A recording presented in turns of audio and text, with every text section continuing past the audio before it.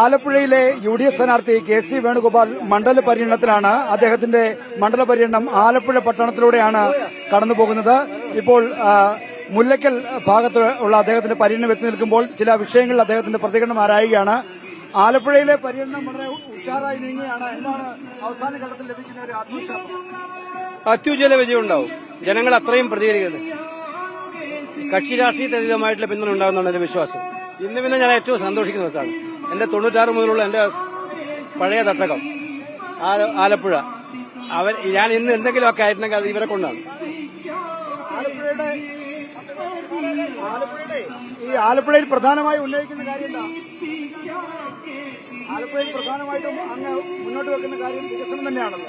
വികസനം, കരുതലും, പാവപ്പെട്ടവന്റെ കൂടെ അവന്റെ പ്രശ്നങ്ങളിൽ പ്രയാസങ്ങളിൽ ഒന്നിച്ചു നിൽക്കുക, സമഗ്രമായ വികസനം ലക്ഷ്യമാക്കിക്കൊണ്ട് ആലപ്പുഴയിൽ കൂടുതൽ തൊഴിലവസരങ്ങൾ ഉണ്ടാക്കാനുള്ള ബൃഹത്തായ പദ്ധതികൾ ഉണ്ടാക്കുക. ഈ ആലപ്പുഴയുടെ ഒരു പൊതുകാര്യം എടുത്താല് 3 തവണ MLA ആയി, MP ആയി. അപ്പൊ ഈ ആളുകളുമായി വളരെയധികം ഹൃദയബന്ധമുണ്ടല്ലോ.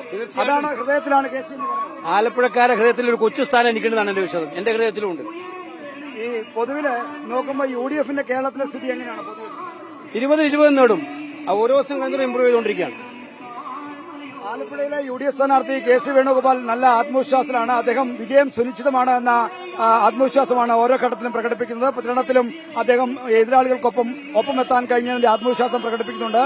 ആലപ്പുഴയിൽ നിന്ന് വീഡിയോ ജേർണലിസ്റ്റ് സജിത് കുമാറിനൊപ്പം റിപ്പോർട്ടർ R. സീജിത്തിൻ റിപ്പോർട്ടർ.